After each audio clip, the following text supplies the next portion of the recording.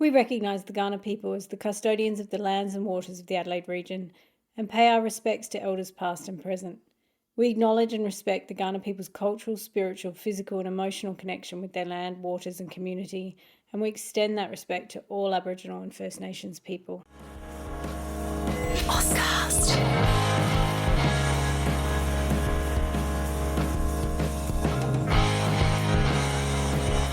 Amy And is a podcast that explores all kinds of bookish things, and that can include some pretty adult content. So please be aware that some of this content will be not safe for work or for young ears, and be careful who's listening when you are.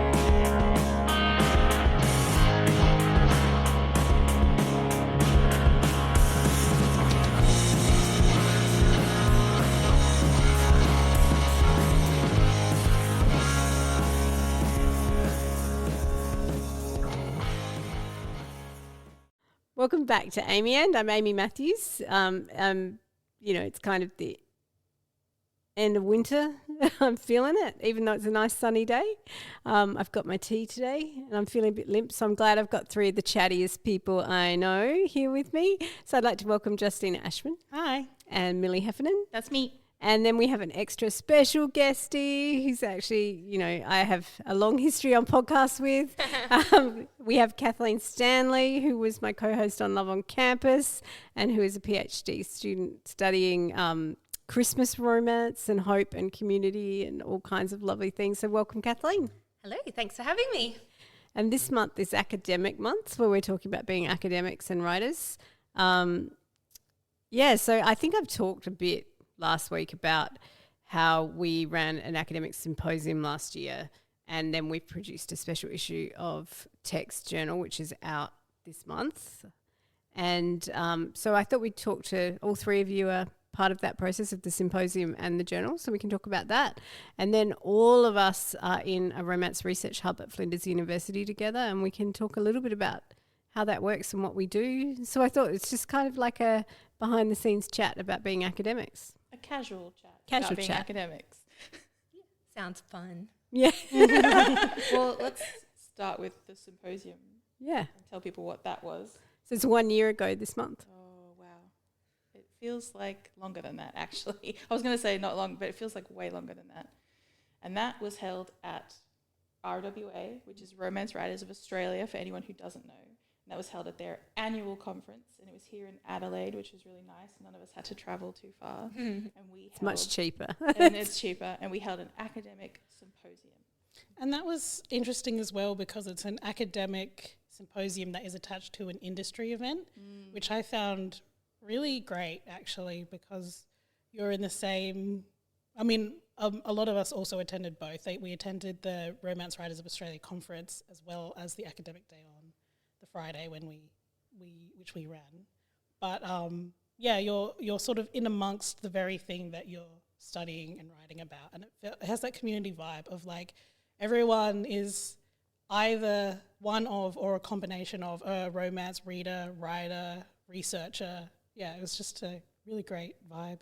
And it was so interesting how many people turned up to the symposium on the Friday too. It was rammed. Okay, so that's like it was a small room, and I've run it once before when it was in Adelaide in 2016, and Justina, I think you were around then. I volunteered at that one, but I was doing like desk, the workshop or something, things, and I wasn't. Yeah. So we were in a slightly bigger room last time, but this time, like the room held like 50-something people. And it was rammed. There were people sitting on the floor, standing around the walls at the back and sides. It really showed there's a real hunger in sort of the publishing and writing community to hear about scholarship. Which was really eye-opening, because I think there's a bit of a tradition that there's sort of an us versus them sometimes. And I think a lot of writers feel a bit threatened by the idea of academics coming into the space. Which is weird for us because we do both. Yeah, I know. And I think they forget that, not in a bad way, because sometimes if you're not in this world, you don't know. And I think academics can come off as really scary, but it's nice to see that shift.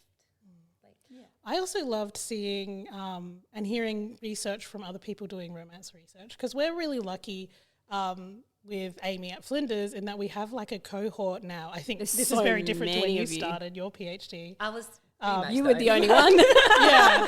I was so glad when you applied. I was like, someone I can talk romance with. We used to have like 5-hour meetings that were supposed to be 1-hour supervisions because we would be so excited to just talk to somebody else about romance, both academically and just like, what book have you been reading? Yes, someone who's actually read the books. It doesn't like, because I have had, I'm not going to name and shame, but I have had an academic colleague who's referred to the desperate women who read these books. I'm like, hold on a minute. Oh boy. It's me. Yeah.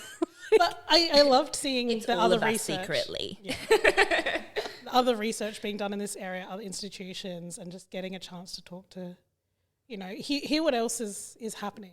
And it feels like there's actually quite a lot happening. Because I feel like we hear a lot about, I'm not a romance researcher specifically, but we hear a lot about each other's work because we're always talking about each other's work, of course. So it was interesting to see what people from other institutions were doing as well and being like, wow, that's so interesting. Nobody here is doing that.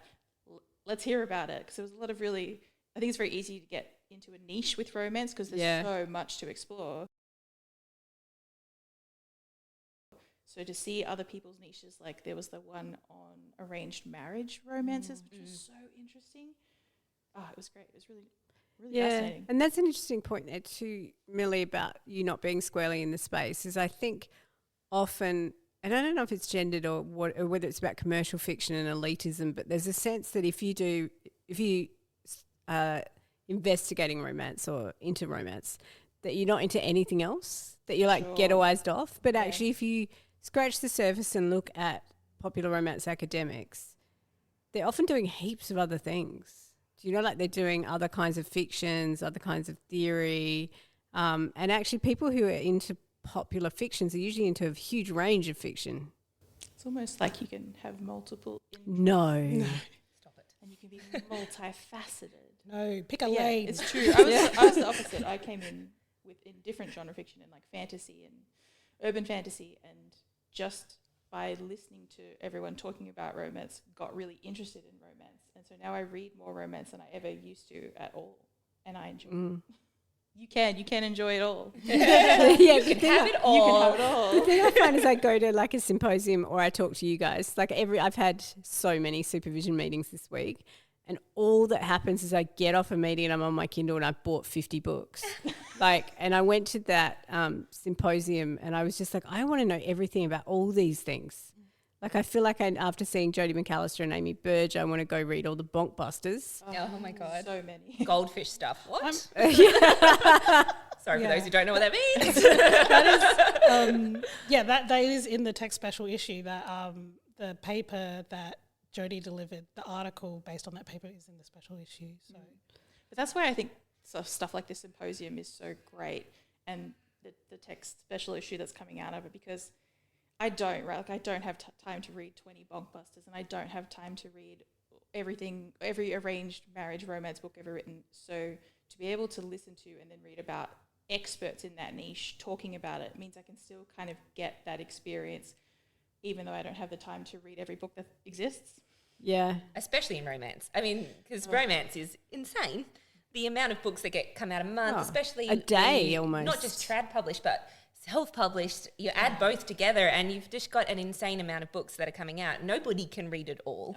And there's so many subgenres. And so it is exactly what you said. It's so nice when you've got people who like to dig into one niche, because you kind of get a taste. Yeah. And you go, oh, maybe I'll actually give some of those books a go. And I feel like the more you learn about romance, the more you realise that making sweeping generalisations about the genre is just not... It's just hard to actually do that, because it is so varied and so large. Like there's so many kinds of books and kinds of writing in it. Yeah, it's, you know what I find fascinating about that is if you go to a romance writers group of some kind, so we have essay romance writers here in South Australia, but there's also RWA, is that you'll mention an author who might be a New York Times bestseller and you'll be talking to people who've never heard of them, because there's so many niches that if you're not in that bubble, you don't hear of them. And that's amazing to have a whole genre where you can have bestsellers and no one's heard of them.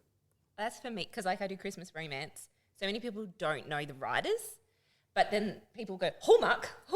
Yeah, I watch those Hallmark. movies, and I'm always like, okay, like we can talk about that. I can give you books that kind of taste like a Hallmark, movie. And then people suddenly like, oh my gosh, I didn't realize when I first started like at Flinders and was doing, the like confirmation and all that kind of stuff, the amount of people that were like, I had no idea. And I used to get emails from people who'd be like, oh my gosh, so now on Amazon, I'm seeing all these things because I looked up one of your books and there's like hundreds. And I'm like, I know. But they were so amazed. I didn't realize there was this whole thing. Like Alex, my co-supervisor at the time, was like, is there even that many books? Like, I didn't even know. Like, and I was like, there's a lot. Just you wait. More than you could ever read. Yeah. And I tried. I tried to read them all. You cannot do it. Well, I found that, so my research is in queer historical romance, and I'm looking specifically at World War II and like Bletchley Park era.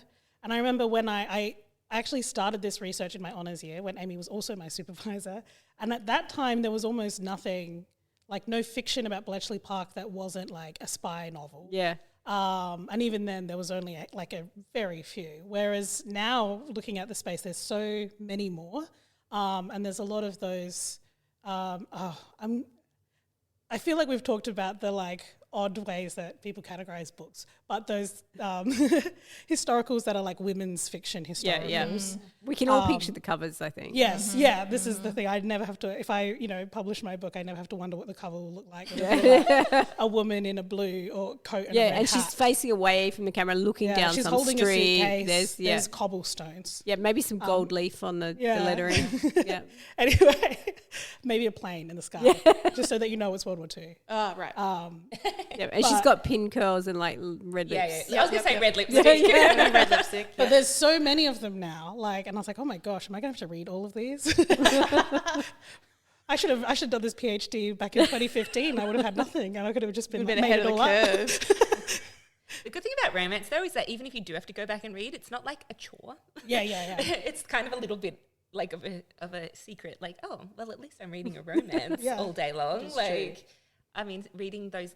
No offense to anyone who really loves the hardcore war novels and things. I just can't imagine reading them all day for pleasure. I read those for fun. I'm like grim. My fun reading is grim.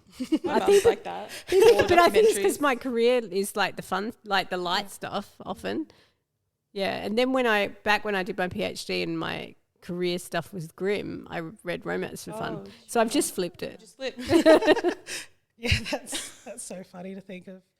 Whereas I've flipped to thinking more about romance, because I remember there was a point during my first PhD, Amy, when you gave me back notes for my novel and you said, why don't you make this a romance? I just sort of looked at you like, what do you mean? But you had these two characters who were into each other. And there's a romance subplot. It's not even a romance subplot. They don't end up together at the end of the book. There's tension. What do you mean? The more I think about it, because I have to go back and rewrite it anyway, the more I think about it, the more I'm like, I guess it could be a romance, really. Like, it could be a romance that is a fantasy. Their relationship seems so pivotal to the story. Yeah. I had a similar supervisor experience with Amy. Oh, I'm just corrupting everyone. Yeah. I'm like a pusher. It's just Amy, but she made a good point. Yeah, well, because my PhD novel, when it was just a honours short story, it wasn't originally going to be primarily a romance, and I was really struggling to think of a plot to give an excuse for these characters to fall in love in. And then Amy was like, oh, you know that the love story can be the plot. And I was like, what? Yeah, what? Hold on. So I wouldn't be doing my PhD at all if it wasn't for like that comment on that research, yeah. But I do feel like I had that reaction because I wasn't deep in it yet, in the romance.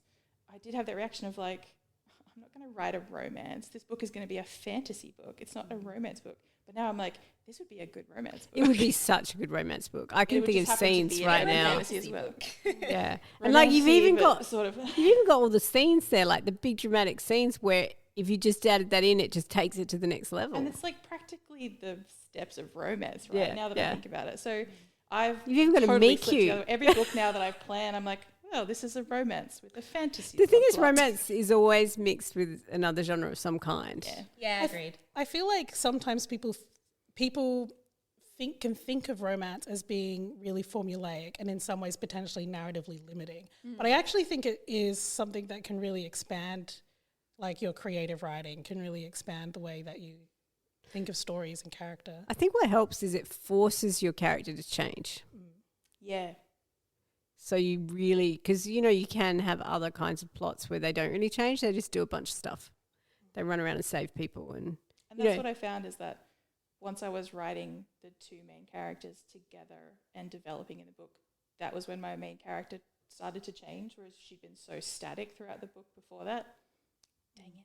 And writing to formula is actually really hard.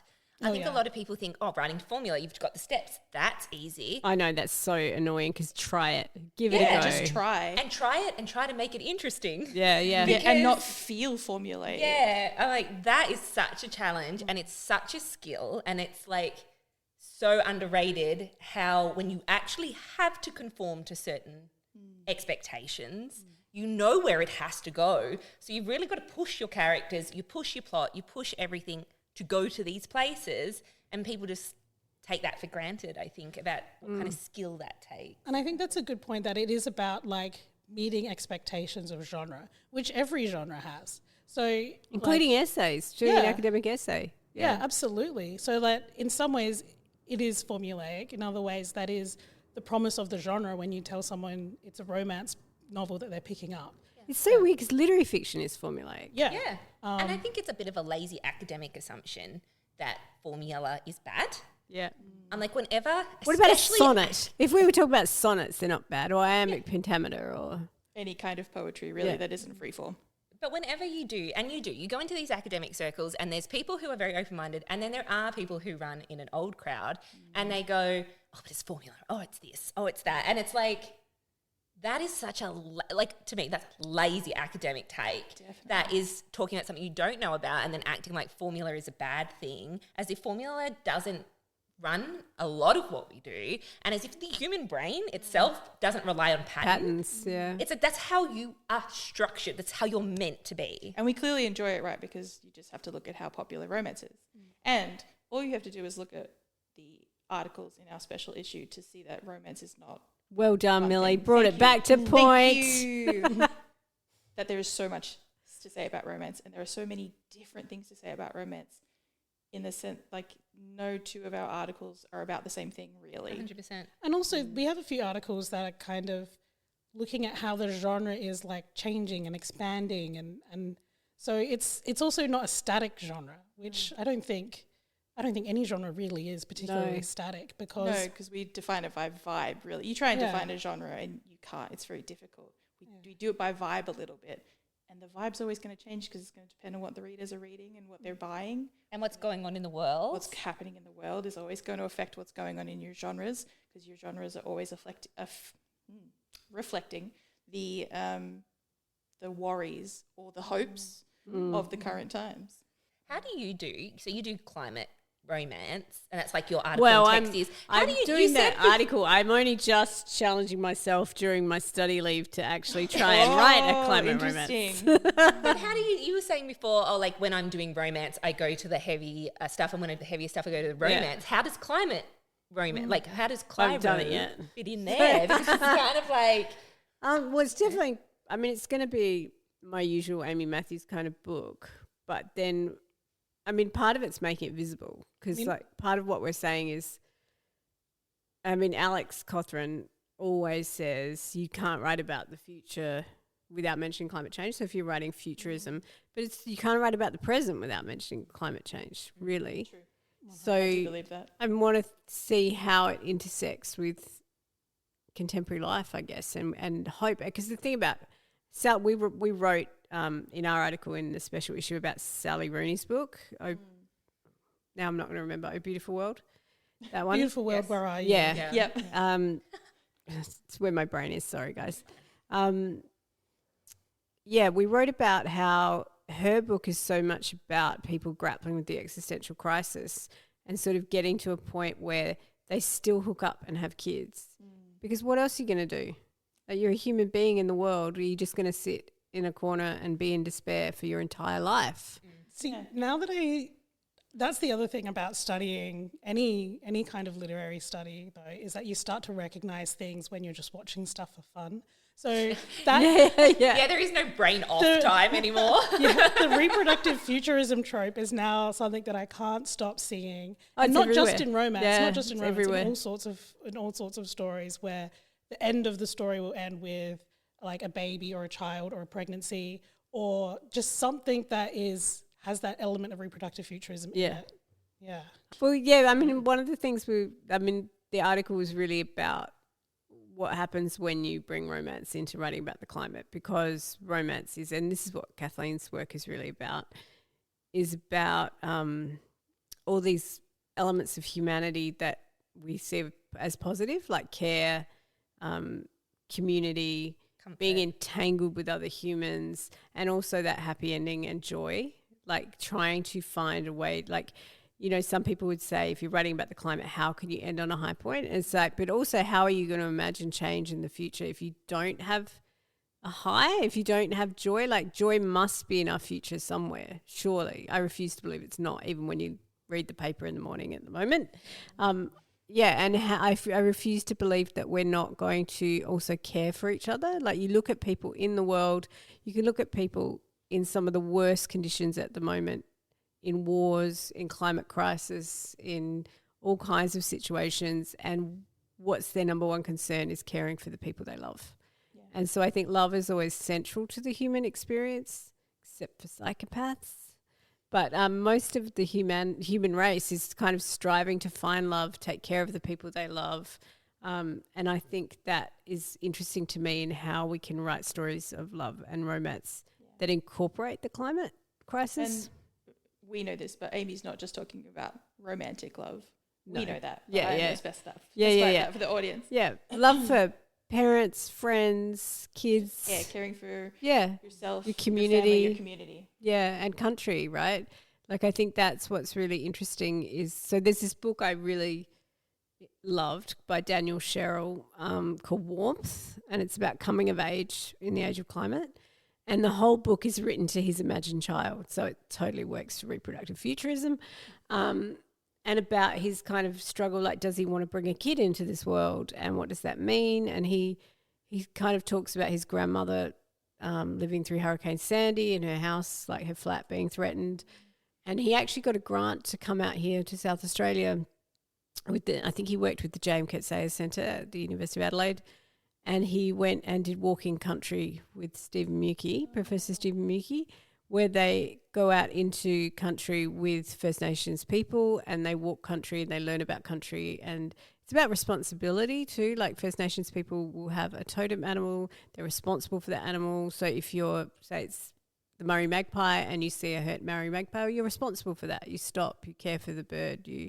So he's kind of intercut with him going on that walking trip, thinking about country, thinking about future. And in the end, he kind of comes to he's writing to this child and sort of saying, I refuse to believe that all roads lead to despair. And it's a really good book if anyone wants to look it up. But yeah, that's been a touchstone for me, I think. It's lovely. Yeah. So how does hope intersect with Christmas romances specifically? That's the whole point. Yeah. Right. It is. Right. And do you know what? Christmas is like a hopeful, do you know what's a good entry stuff, point there? It's because Kathleen kind of started around the COVID years. Yeah. It was like, inspired a huge part of why I wanted to do the project. And watching how COVID supercharged everyone's love of Christmas, right? Like, you could talk about that a little bit, maybe about how it moved the start of the Hallmark Christmas season so much earlier because we just want Christmas now. Yeah, well, something that people were doing during the pandemic was, like, a lot of them were trapped at home and there was a lot of isolation, and a lot of people were craving, I think, places and comforts that gave you a little bit of what it was to be connected and to be with people and to feel that kind of hope and connection and love. But I would note that they would watch Christmas movies. It would be July and they'd be like, I'm watching Christmas movies. Some people would be like, there's like articles and stuff be like, I put up my Christmas tree because I just wanted to feel a little bit more joy in my household. Right. And that's what you had access to. Yeah. And that's it. Like, you can kind of create your own. People got creative. And I think that there was a leap in the kind of Christmas books that were coming out, like Christmas romance.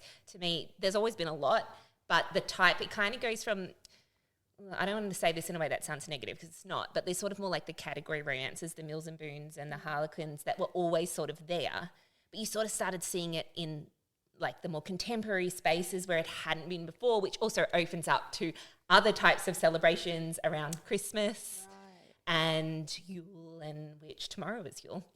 But things like that kind of bring a lot more variety, which is what we're always looking for, to diversify in our romance. So it's kind of opened up this window as well, because in 2020, which obviously first year of the pandemic, that was the first year that a contemporary Christmas romance made it onto Goodreads top 20 of the year or something like that. And it was Christina Lauren, our friends Christina Lauren, in Holidays. They were like number 14 on the list, and it's the first time one had been on there. And so that was, to me, when I noticed that and I seen all this stuff going on in the media and people talking about, you know, where does the joy come from? And they would talk about comedies a lot, but we know romance has this huge history, comedy as well. And so it was like a little light bulb went off for me of going, I think there's something here. And a natural leaning with lit, because I'm lit based. I also have a creative writing degree, but I am doing lit studies and my thesis is lit studies based. But the natural thing with critique is usually to pull it apart and find what's going on. And it usually has a bit of a negative slant. It's often sort of like, and you see it with undergrads in particular, that they automatically go to what's wrong with it. Because it gives you something to grab hold of, right? Yeah, it's like that's the easier introduction to literary thinking. And that's fine. It's also valid and it does a lot. But I really, it was really important to me to find a way to find value in the positive, which led me right down the garden path of romance and everything it does. So for me, that's the basis of what everything is there, and way I can, and don't get me wrong, lots of people who are romance academics find a lot of hopeful things to talk about. But for me, it was a way to make a whole thesis about something positive and the value in that, in really ripping apart what we get out of that connection. And you're right, it's exactly it. It's not like, yes, I'm using romance and there is a traditional happy ever after to that, but that can mean a lot of things, because Christmas doesn't necessarily just mean a traditional heteronormative romantic. It's also about bringing all kinds of people together to find that connection and hope. I'm wondering about home. Like, it really is about that idea of a home. Yes. As someone who loves Christmas movies, everything you're saying is resonating. I'm thinking like, yes, it's always about going home or coming home or finding a new home. Creating a home. It's about finding your place in the world. Yeah, and it's about getting your people, and it's almost always about community. Yeah. Yeah. Warmth. Community is the number one thing that everything I've read, watched, whatever, and I've done 100 books and 100 movies just for the thesis, which I obviously do more outside of that because I just consume it. But community is the one thing that they all universally have in common. Yeah. Is that it's always community, and it's whether it's community for a town or whether it's community for people. You can have the tropes of just two people in a cabin and things like that, and you can still, there's community there. They talk about it. Do you know what I'm thinking while you're talking is, because 2020, obviously the other things we saw during COVID, like Schitt's Creek was huge, and Bridgerton's like launched around Christmas time in 2020. But I always think of the Christmas episode of Schitt's Creek, of Merry Christmas Johnny Rose or whatever it is. Happy Christmas Johnny Rose. Such a good episode. But that's got everything, right? Where they're in this motel in this small town and they've created a community and everyone comes together to give him his Christmas with like a shit Christmas tree and like all the things. Yeah. But it's got all the feelings you want of like, that's their home, that one room, all the people. You've got kind of romances and love and all those things. And he's Jewish too. Yeah. Oh yeah, that's right. So it's not even like it's something that they've created their own version of it, which we see that a lot in TV too. But it's this like thing where they've created their whole version that they then had to downgrade into this new version, but they still find all they wanted was that connection, and they found it.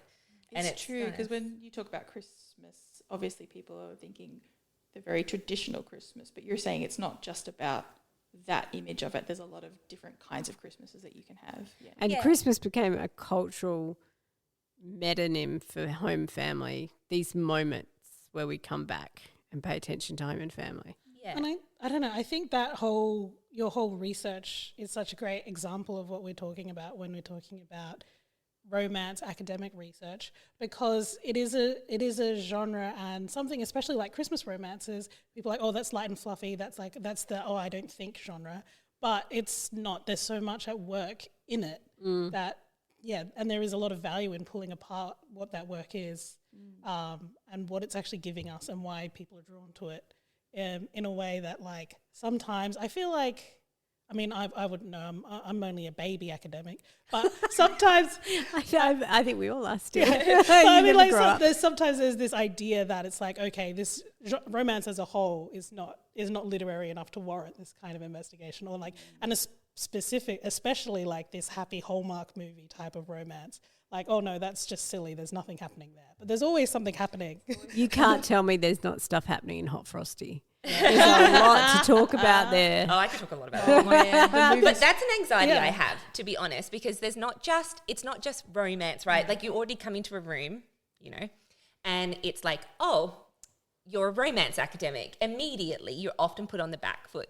If you say you're a Christmas romance academic, people are like, really? Yeah, I can imagine. But one of my whole chapters is about war. So I'm like, you know, there's it is that deep. Yeah. I was like, I can go there, guys. Like, yeah. And I think that's almost a nice thing when people underestimate you. And I think that's the thing about romance is I take a great deal of pleasure in proving people wrong. Yeah. I think if you add in creative writing, it's even worse, because I think people really don't take creative writing scholarship that seriously. It's probably the only reason why they'll stand there and listen to me is because I say I'm doing it from a literary perspective. So like, oh, there must be something there then. I also want to reassure all our listeners and viewers that Kathleen will be back to talk Christmas when we do Christmas. I know I should shelve some of this, we're right? I'm sure there's always going to be more to say. Wrap it up. Well, actually, I'm just going to do a spoiler right now. November, actually, we're going to do Christmas to lead you into the Christmas season. We're not going to wait till December. We're going to do it in November so that we can give you some reps. Amy, like Hallmark.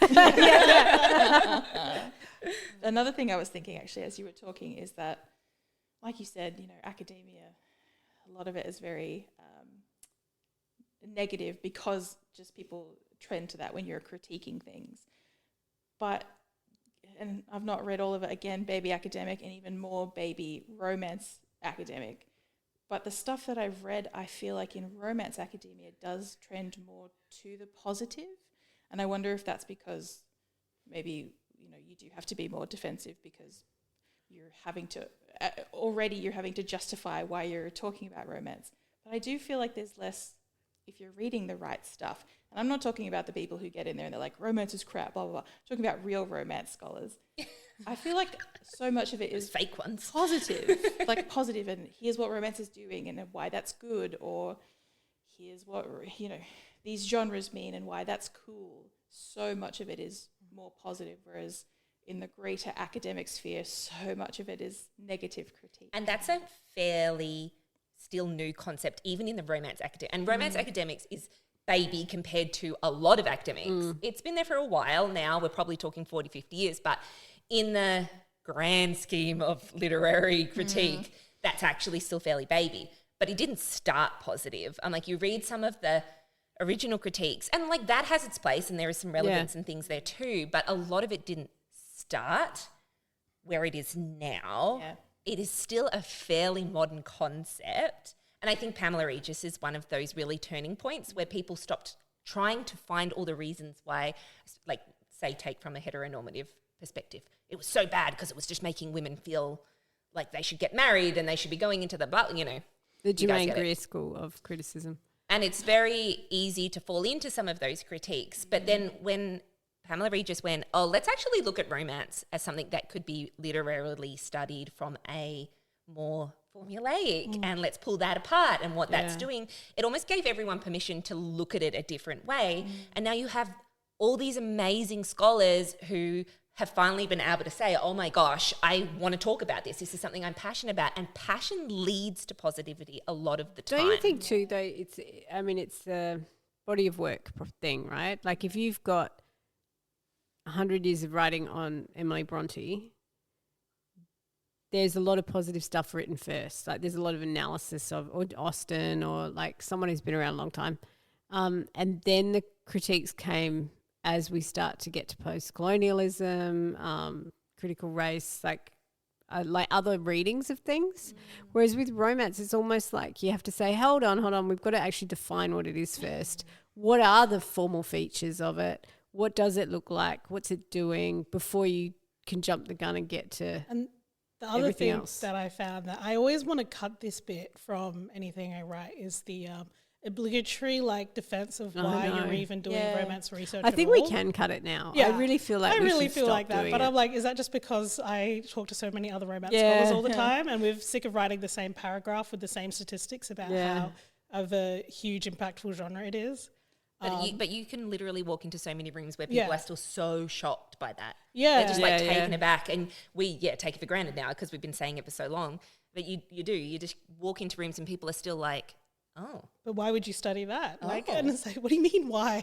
That's true. In our introduction for the text special issue, I think we had a section we were writing. We were like, well, romance makes this much money and romance academia this. And then we sort of just went, do we still need to do this? Let's I don't not. know that we do. Let's just not anymore. But it is, like you said, it's a body of work thing also in that we can now just point to that body of work and say, look, people have been doing this for a long time. We are now building on that.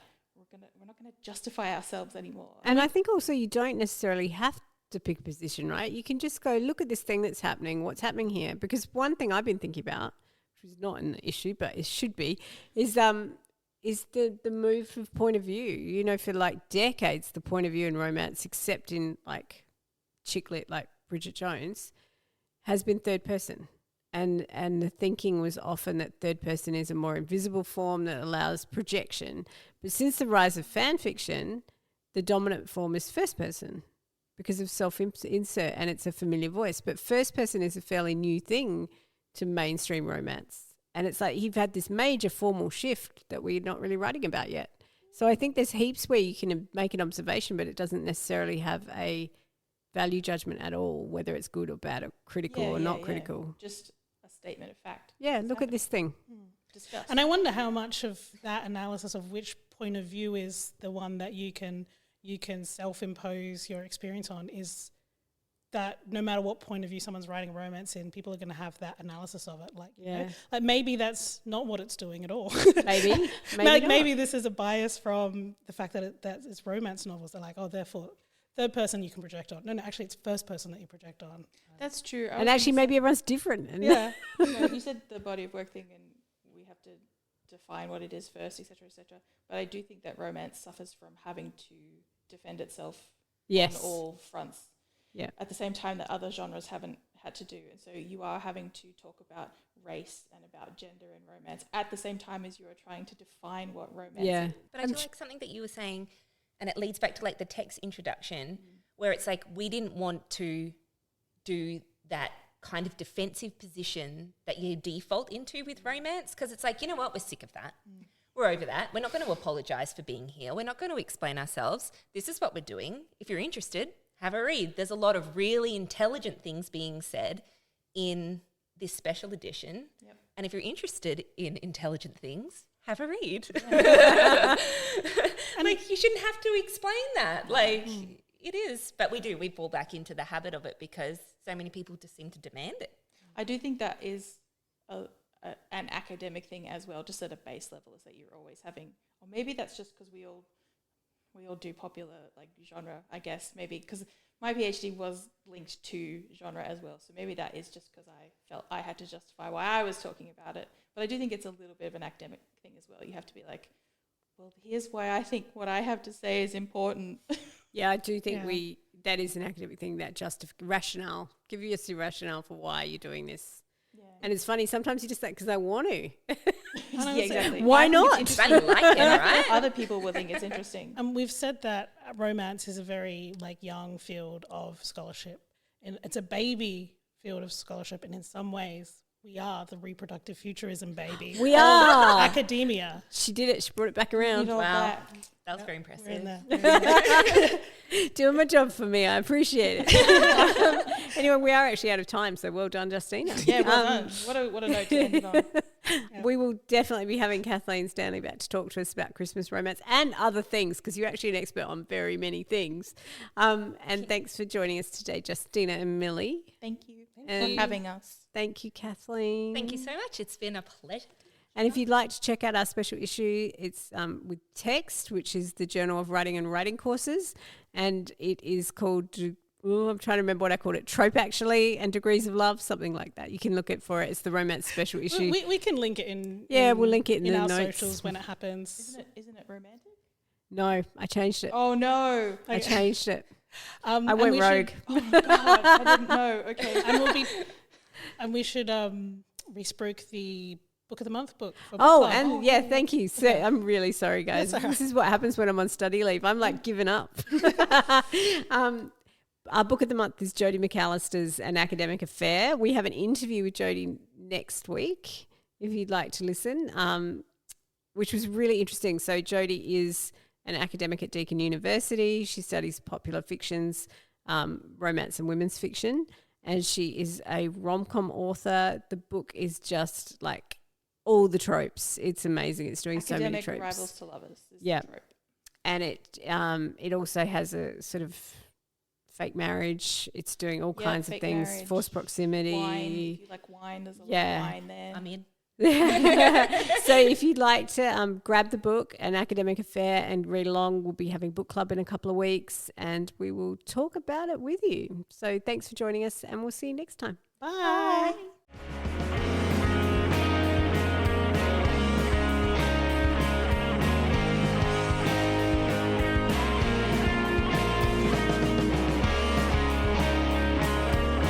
Amy And is hosted by Amy Matthews, Abby Guy, Peyton Hogan, Justina Ashman, Harry Stewart and Millie Heffernan.